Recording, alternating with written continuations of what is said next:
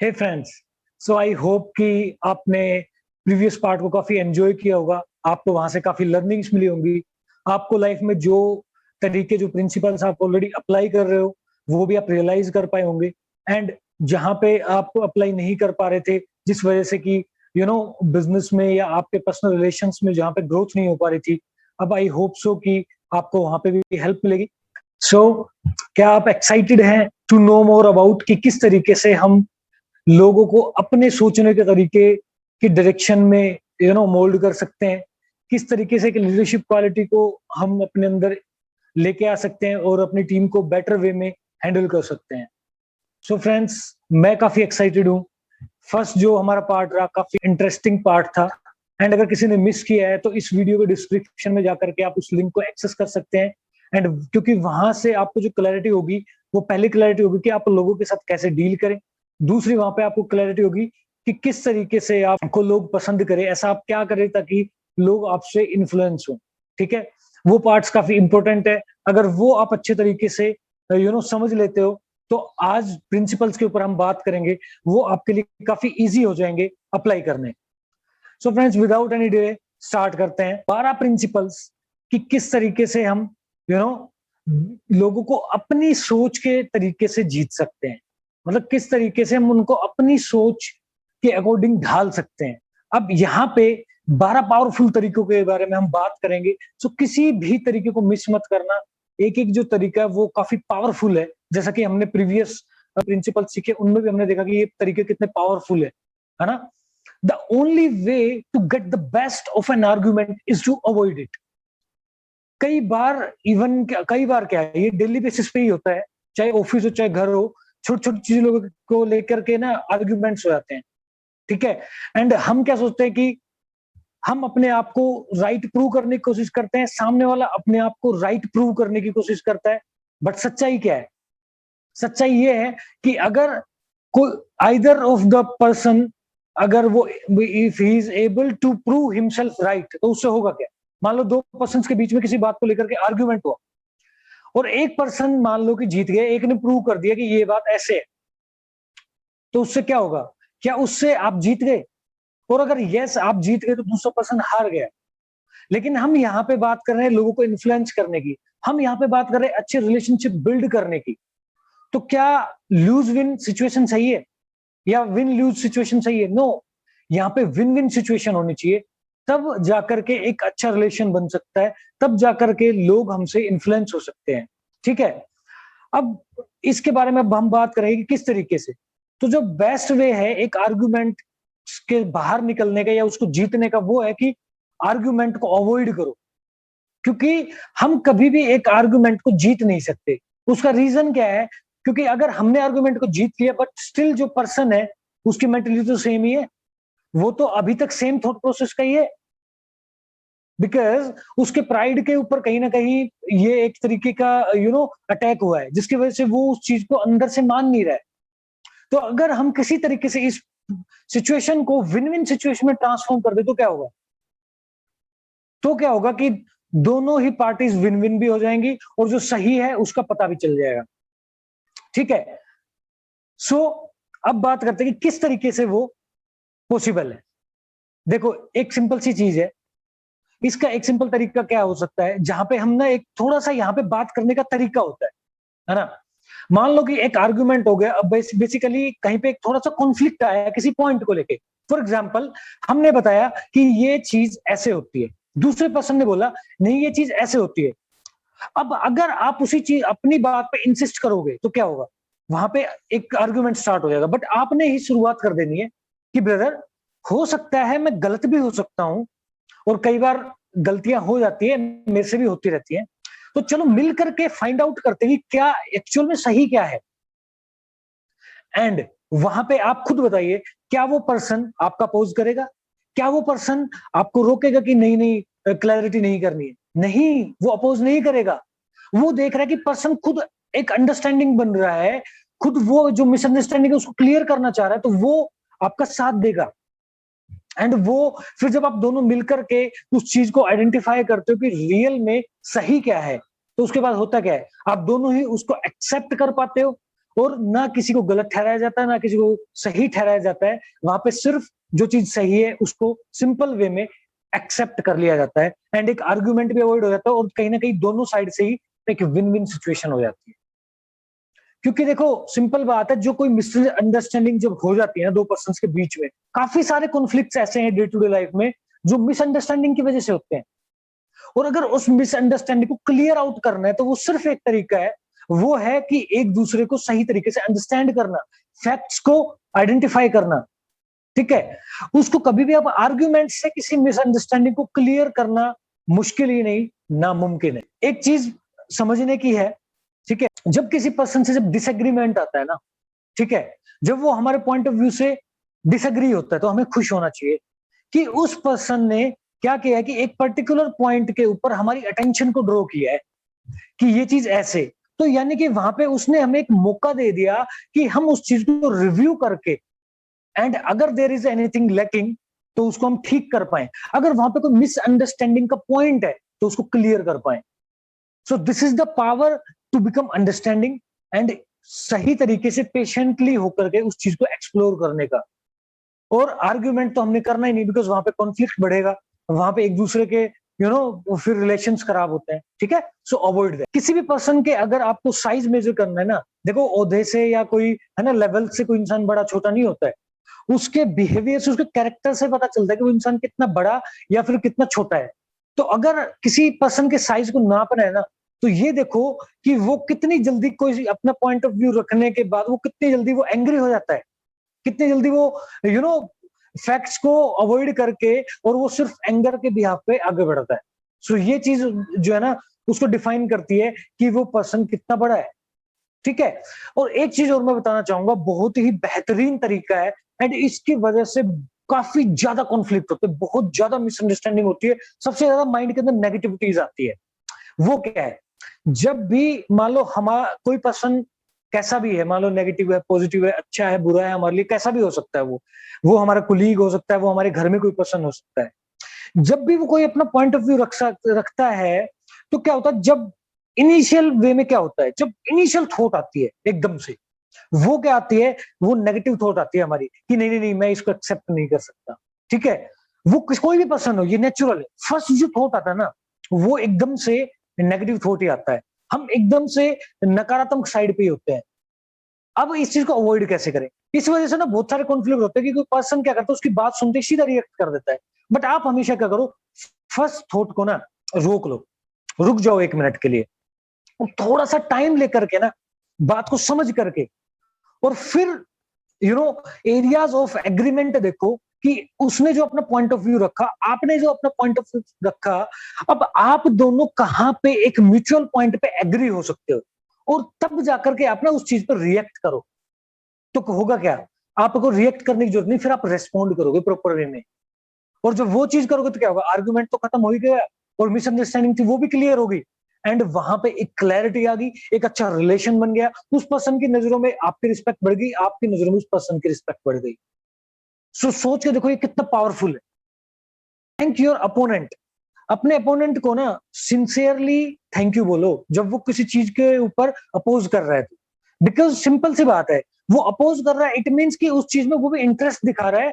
The only thing is उसको कुछ misunderstanding है, उसको कुछ क्लैरिटी नहीं है, जिसकी वजह से वो आपका अपोज कर रहा है। अगर आपने उस चीज को क्लियर कर दिया तो क्या होगा, you both will be on the same page. Okay, point है, show respect for the persons opinions, never say you are wrong. Okay, so ये भी कहीं ना कहीं फर्स्ट पॉइंट से ही ड्राइव हुआ है, क्योंकि जहां पे हमने पर्सन को रॉन्ग बोल दिया, मतलब यहाँ पे क्या हो गया, आर्ग्यूमेंट स्टार्ट हो गया। तो इसलिए अब करना क्या है, दूसरे पर्सन ने जब ओपिनियन रखा, उसके ओपिनियन की रिस्पेक्ट करनी है। ठीक है, एक डायरेक्टली ऐसे नहीं बोल देना कि आप रॉन्ग है, बिकॉज अगर ऐसा बोलते हैं तो it is the sure way to make enemies. इसका मतलब है कि हम दुश्मनी वाली साइड पे जा रहे हैं। फिर तो अगर दुश्मन बनाने तो आप ये चीज कर सकते हो। अच्छा, अब मैं आपको एक चीज और बताता हूँ, कई लोगों को ना ये वहम रहता है अपने माइंड में कि जी हम तो most of the time right होते हैं, हम तो गलत हो ही नहीं सकते, है ना। दोस्तों, अगर आप इतने राइट हो, अगर आप इतने श्योर हो, तो आप गलत प्रोफेशन में हो। मैं बताना चाहूंगा कि वॉल स्ट्रीट, जहां पे कि शेयर मार्केट का बहुत बड़ी मार्केट है, वहां पे है ना, वहां पे बहुत सारे ऐसे पॉइंट्स है जहां पे लोग बिजनेस करते हैं। ठीक है, अगर आप 55%, 100 में से अगर 55% टाइम्स भी अगर आप राइट हो, तो भी आप मिलियंस ऑफ डॉलर कमा सकते हो। सो अपना टाइम वेस्ट क्यों कर रहे हो फिर आप वहां पे प्रोडिक्शंस लगा करके आप वहां पे पैसा कमाइए। और अगर आप वो चीज नहीं कर पा रहे, इट मीन्स कि आपको अपने ऊपर शक है कि आप 55% भी राइट हो। And if this is the point कि आप 55% टाइम्स भी अगर आप राइट नहीं हो, उस 55% की भी श्योरिटी नहीं है, तो फिर दूसरे को रॉन्ग कैसे बोल सकते हैं हम? नहीं बोल सकते। As simple as that. The only thing is कि हम क्या करते हैं, मैंने पहले भी बताया कि हम एक दूसरे को पॉइंट ऑफ व्यू को समझ करके डिस्कशन करके एक म्यूचुअल पॉइंट पे एग्री हो सकते हैं। That is the best way. So men must be taught as if you taught them not। किसी दूसरे पर्सन को कुछ सिखाना है, कुछ समझाना है, कुछ क्लैरिटी करानी है, तो ऐसे कराओ जैसे आपने नहीं सिखाया उसको, पहले से ही उसको पता था। आपने तो सिंपल उसको याद दिलाया एक तरीके से, है ना। जो चीजें उसको पता नहीं, तो उनको ऐसे प्रपोज करो कि जैसे वो तो पहले ही जानता था, बस वो भूल गया था। तो उससे क्या होगा, पर्सन को ऐसा नहीं लगेगा कि यार मतलब कि मैं तो ब्लैंक था या मेरे ऊपर कोई चीज थोपी जा रही है। वो सोचता अरे हाँ हाँ, ये चीज तो ऐसे ही तो है, मेरे को तो पता था, मैं तो भूल गया था। सो इससे क्या होता है, पर्सन चीज को इजिली एक्सेप्ट भी कर पाता है एंड उसकी रिस्पेक्ट भी बनी रह जाती है कि यार मुझे पता था, ऐसा नहीं कि मुझे पता नहीं था। ठीक है। You can not teach a man anything. हम किसी पर्सन को ना फोर्सफुली कुछ सिखा नहीं सकते, बस हम उसकी हेल्प कर सकते हैं खुद से चीजों को अंडरस्टैंड करने में। हम उसको सिर्फ एक डायरेक्शन दिखा सकते हैं। तो इस पॉइंट को हमेशा याद रखो।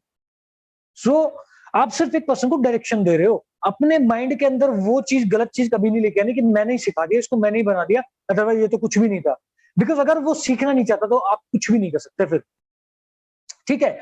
सो ये बात सही है कि दूसरों से अगर हो सकता है तो अपनी बुद्धिमत्ता को बढ़ाओ, अपनी नॉलेज को बढ़ाओ, लेकिन ये चीज का दिखावा मत करो कि तुम रोंग हो, मैं ही सबसे इंटेलिजेंट हूं, तुम इंटेलिजेंट नहीं हो। This is the wrong way. This is the sure path to make enemies. दुश्मनी मोल लेने का ये श्योर तरीका होता है, बाकी कुछ नहीं। ठीक है। सो अगर हमें ऐसा लगता है कि कोई पर्सन गलत है, मान लो किसी पॉइंट पे गलत है, उसने कोई रॉन्ग स्टेटमेंट दी, तो उस पॉइंट पे भी हम इस तरीके से बोल सकते हैं कि देखो, हो सकता है मैं गलत हो सकता हूं और कई बार गलतियां हो जाती हैं, जैसे कि मैंने पहले भी बताया। उसको एक टैक्टफुली बात करो कि चलो फैक्ट्स को एग्जामिन करते हैं कि भाई रियलिटी क्या है, फैक्ट क्या है। जब आप ये चीज करते हो ना, वहां पे कॉन्फ्लिक्ट एक तो खत्म हो जाता है टोटली, एंड आप म्यूचुअली अंडरस्टैंडिंग के साथ एक पॉइंट पे आराम से पहुंच जाते हो बिना किसी प्रॉब्लम के। This is the best way to make a good relationship. People by their own principles, not by your own. Generally हम क्या करते हैं, हम किसी भी पर्सन को देखते हैं, किसी पर्सन के बैक बाइटिंग करते हैं, किसी के पर्सन के फेस के पीछे पे हम मान लो कि कुछ बातें करते हैं उसके बारे में।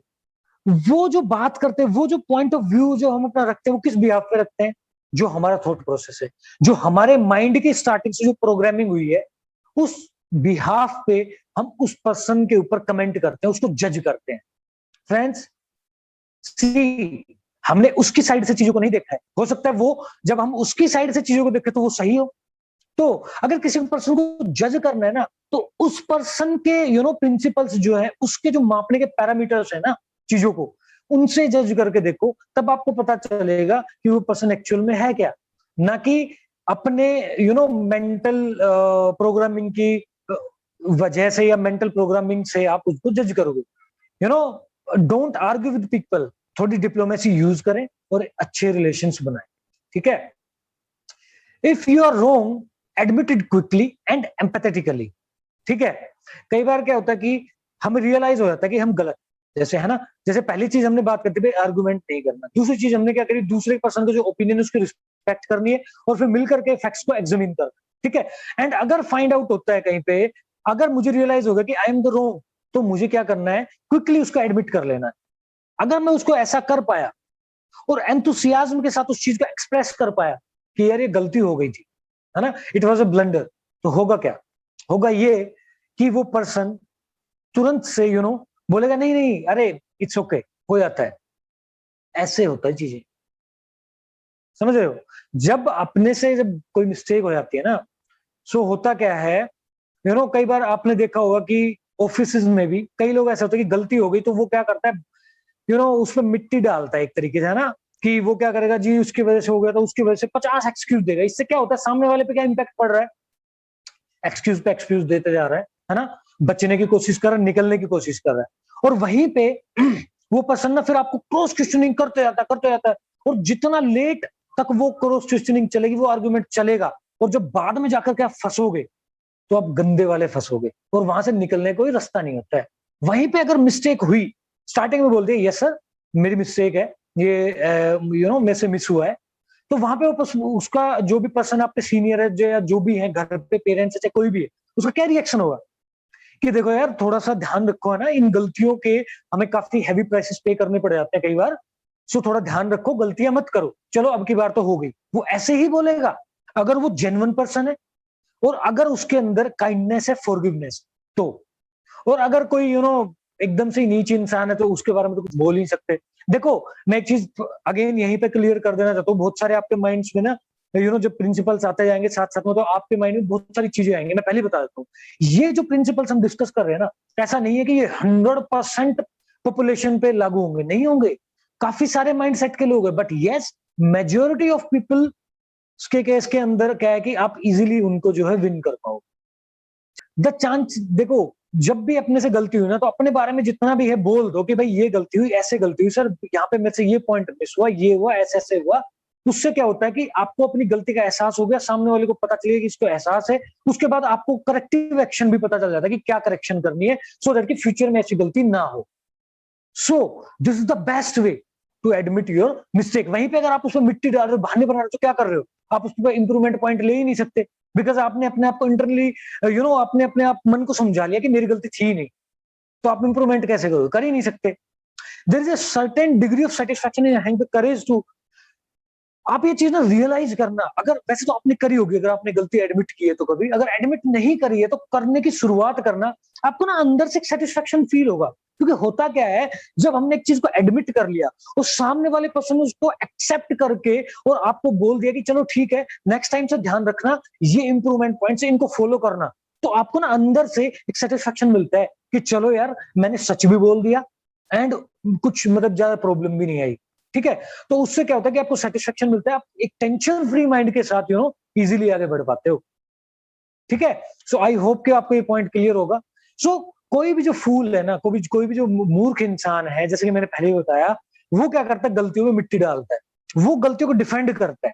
ठीक है, एंड काफी सारे लोग करते हैं, बट वहीं पे जो अपनी मिस्टेक को सही तरीके से यू नो एडमिट कर पाता है, फिर उसको उसके ऊपर जो करेक्टिव एक्शन है उसको इंप्लीमेंट कर पाता है, वो ऐसा इंसान होता है जो उस भीड़ से बाहर निकलता है, और वो लोगों की नजर में आता है, ऊपर एक चमकता हुआ सितारे की तरफ वो उभर के आता है। वो चाहे तो वर्क प्लेस हो, चाहे वो बिजनेस प्लेस हो, चाहे फिर वो आपका घर हो।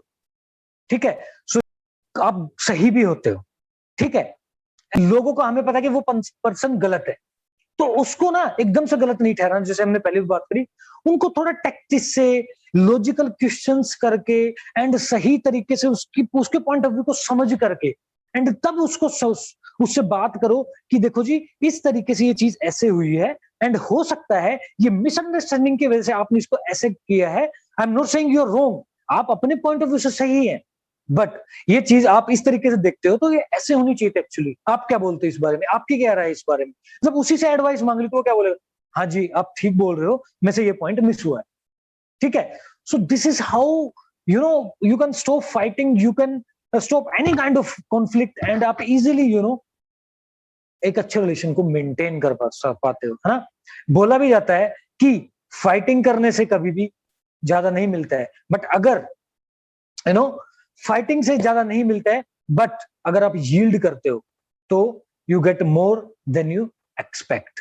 आप जितनी एक्सपेक्टेशन जो है आपकी, उससे आपको ज्यादा मिलता है। Begin in a friendly way, A drop of Honey. ठीक है ना, जैसे कहते हैं ना कि किसी अच्छे काम की शुरुआत मीठे से करनी चाहिए, है ना।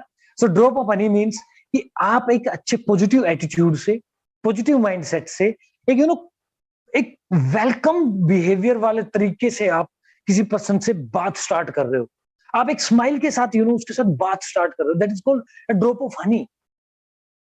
सो वो करते हो तो क्या होता है, एक सिंपल सी बात है कि जब आप एक स्माइल के साथ किसी को ग्रीट करते हो, है ना, उसको बात करते हो स्माइल के साथ, तो बंदा आधा तो वैसे ही आपका फैन हो जाता है ना। एंड उसके बाद जब आप अच्छे तरीके से बातें करते हो, तो कहीं ना कहीं वो बंदा टोटली आपसे इंप्रेस भी हो जाता है, एंड वो आप में फेथ भी करता है, आप में बिलीव भी करता है।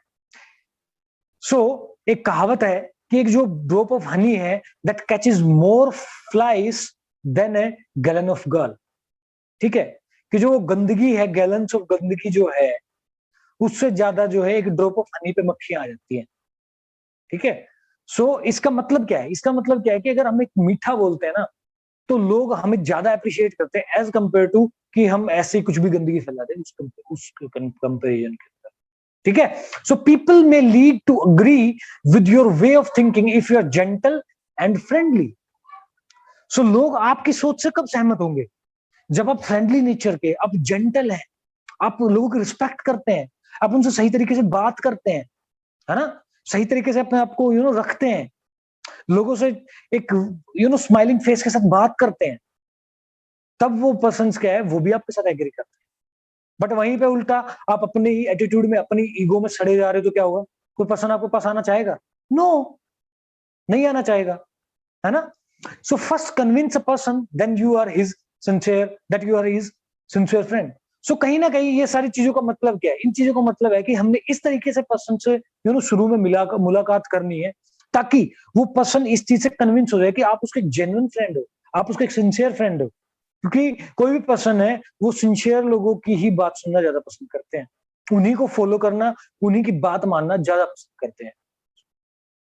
सो जेंटलनेस और जो फ्रेंडलीनेस है, वो ऑलवेज स्ट्रोंगर है देन कि हम फोर्स डालें, हम किसी को गुस्सा दिखाएं, अपने एक अलग ही ईगो दिखाएं। वो उनसे कभी काम चलने वाला नहीं। हमेशा जेंटलनेस और फ्रेंडलीनेस से ही आप जिंदगी में किसी भी बड़े बिजनेस को विन कर सकते हो, किसी भी बड़े मुकाम को हासिल कर सकते हो। So be gentle and be friendly. एक एग्जांपल से बताता हूँ। एक बार सूर्य और जो हवा थी, उनमें दोनों में लड़ाई होगी। वो बोलती है कि मैं पावरफुल हूं, सूर्य बोलता है कि मैं पावरफुल। ठीक है जी। लेकिन सूर्य जो था, वो बड़ी जेंटल वे में उन्होंने बोला कि देखो हवा, तुम ना मतलब झगड़ा मत करो, ठीक है। देखो यू नो हमेशा जेंटलनेस और फ्रेंडलीनेस से ही चीजें हो सकती है।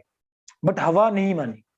हवा ने क्या बोला कि चलो हम शर्त लगाते हैं, ठीक है। वहां पे जो पर्सन खड़ा है, जो उसका जिसने कोट टेक ऑफ करा दिया, उस टाइम पे थोड़ा सर्दी का मौसम था, एक पर्सन वहां पे खड़ा है दूर, जिसने कि कोट डाला हुआ है, जैकेट डाला हुआ है, ठीक है।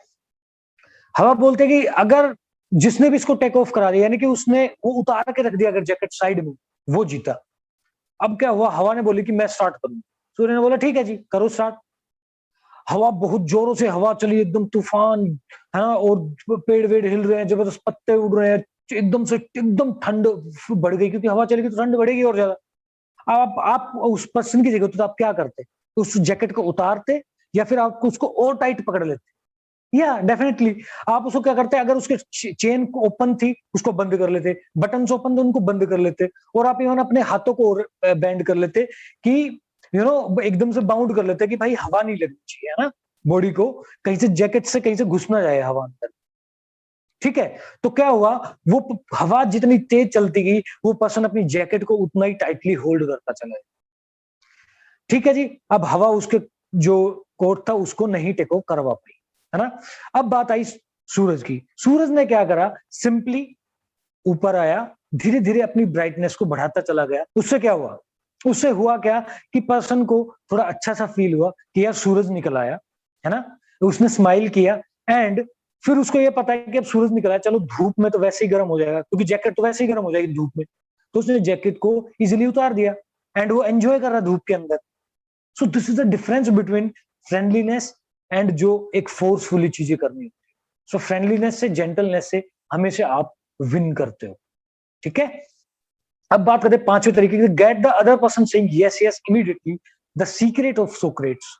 देखो सोक्रेट्स क्या था? एक पर्सन था, एंड उन्होंने फिलोसफी के अंदर काफी लॉज दिए, काफी ऐसे पॉइंट्स रखे कि ये ह्यूमन बिहेवियर के अंदर की इस तरीके से चीजें करते तो ये रिजल्ट आएगा, ये आउटकम आएगा। एंड काफी जगह पे उनकी जो जो बातें हैं वो एप्लीकेबल भी रहती हैं।